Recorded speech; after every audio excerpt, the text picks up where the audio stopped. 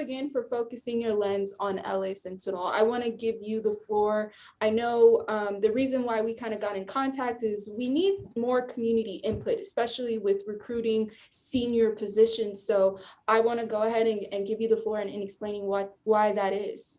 Well, thank you very much. So as you know, we are looking for a new Department of Public Safety chief. John Thomas, who was with us for many years, announced his retirement just last month.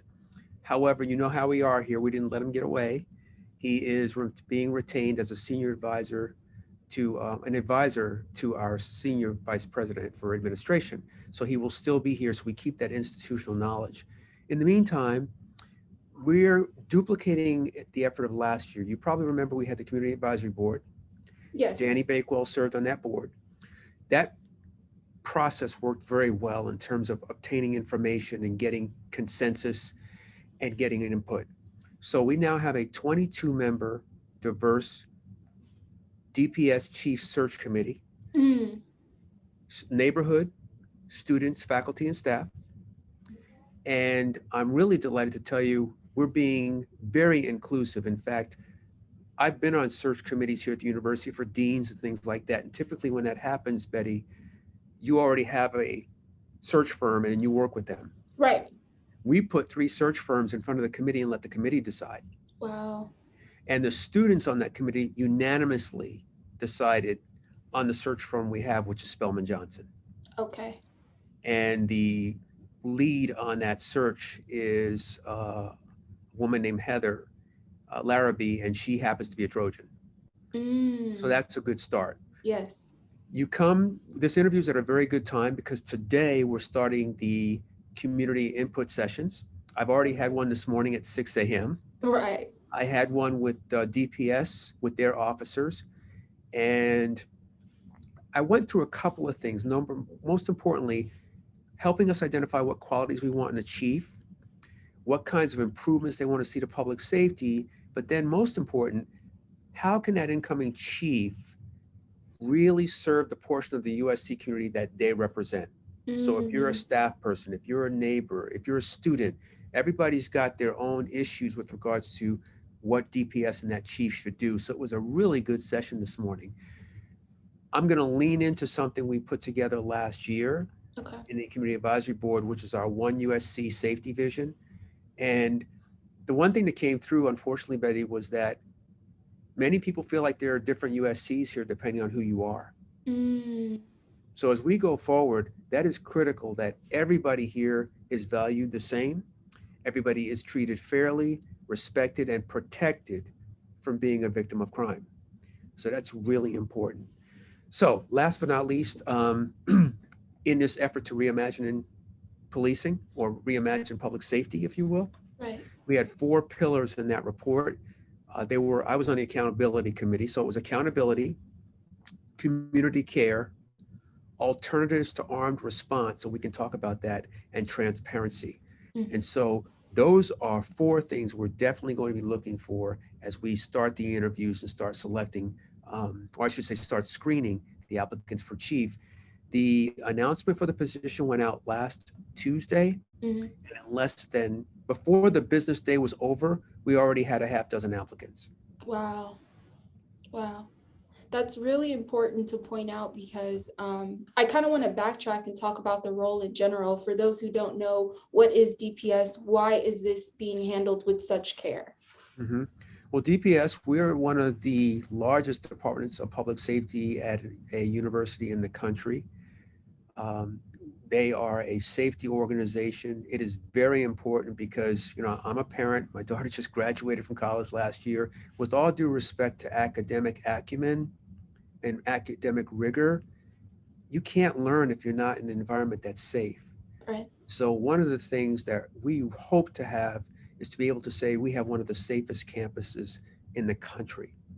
And so with that, last year we did our top to bottom assessment of the department through the Community Advisory Board. We have 45 recommendations on those 4 pillars. And now we have an opportunity on top of that to select a leader to help us implement those 45 recommendations. Awesome. Awesome. So with that being said, compared to public safety in a general term, it sounds like this has a lot more, um, I would say, protocol in terms of getting into the program in senior leadership. What would you recommend that be turned into, like, in a general sense? How could we learn from the DPS within an academic sense? I think the one thing we can do is get better at quantifying what we do in Mhm, terms of sharing metrics with the community. mhm, One of the things that we're going to be looking forward to this year is really making people understand what DPS is mhm, and what it does, because it's the only 24/7 operation we have on campus. So they respond to everything. mhm, And we found out last year, should they be doing that? One of the things mhm. I'm really proud of is we talked about alternatives to armed response. We're Yeah. working with the medical school with Dr. Broderick Leaks. We're going to have crisis intervention teams where those officers are accompanied by clinicians. Uh-huh. Because when a student's in a situation where they might be experiencing trauma, perhaps a person in a uniform with a firearm is not the best person to walk through your door. Right. And so Right. those are the kinds of things we're going to be doing going forward. So in an academic sense, we're talking about community care and we're talking about being able to really share the mission of the Mhm. department in making people safe in a very comprehensive way. Absolutely.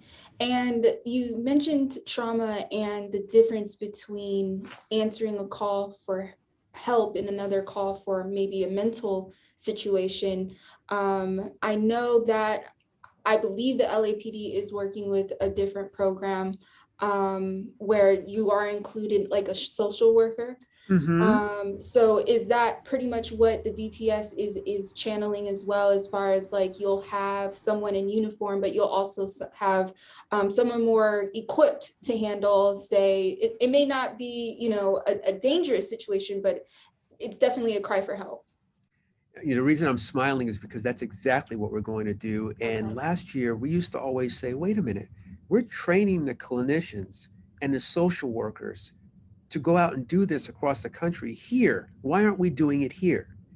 And so we're going to start to lean in and, if you will, leverage the talent and expertise that we educate people here to do later. We're Mhm. going to take advantage of that. There's going to be our clinicians, our social workers partnered with those officers giving the care that people deserve. And Awesome. Betty, if I can go back, Yeah. when we had these sessions last year, we called them co-designed public safety sessions for the Community Advisory Board. Mhm. This year, for this process, we're calling them community input sessions. We had both committees go through training with Dr. Brenda Ingram. Mhm. Brenda Ingram is an expert in trauma-informed facilitation. She trained our committees to facilitate these discussions with staff, students, faculty, and neighbors. When a person comes to a session like this and they recount an experience they've had 20 or 30 years ago, that's a clue. Yeah. So we need to be prepared to hear that. We need to be prepared to put them in a safe space so they can share it. And we need to be able to receive it so they understand they're not just telling that story again to someone that's not going to listen to them. Right. So I'm really proud of these two committees that have taken the time to get educated, to be prepared to host people so they can share what they want us to hear. Absolutely. Thank you so much. So the last question I have is, you mentioned that you already had some community input from 6 a.m. today. Do you mind sharing like some key factors that you took away from that meeting? Well, that meeting was exclusively with the DPS officers and Okay. dispatchers, and because I put them separate, most importantly because their hours are so Crazy. strange. Yeah. So I could get the most people there, it seems, really, really early in the morning or really, really late at night. So the really, Gotcha. really late at night is going to happen later in the week. Mhm. And one of the things that they said was, it's interesting how they mirror what the rest of the community said. They want people to know who they are. They want Mhm. people to know what they do. They want to be valued. They want people to understand that they have the same challenges when it comes to mental health and wellness that other people have. So really, it was just a really good conversation about a chief that's going to come in, understand the challenges they face, and at the same time, take a leadership role and move the department forward so they can be really the best in the country if that's possible. Absolutely. And just to, regurgitate exactly what I'm getting here, it sounds like everyone is on the same page about empathy, right? Everyone wants to realize, even behind the badge, behind the call, behind, the operator, there's a human being on the other side that deserves the same respect, deserves the same, sense of equality. So very strong message there, Dr. Southers. I really do appreciate you. No, thank you. It was really enlightening and encouraging to see people this morning who've been on the department for 10 years, 15 years, 20 years. In fact, I met a mother-daughter team Oh, wow. in our dispatch center. She's been here 37 years and her daughter is here. And they were Wow. both on the same, they were changing shifts today. I said, yeah. So, That's great. we really do have a Trojan family. We're real proud of that. And the fact that they had an opportunity to have some input in their next leader really makes me feel special and hopefully made them feel special as well. Thank you so much for your energy, Dr. Southers. I really do appreciate you.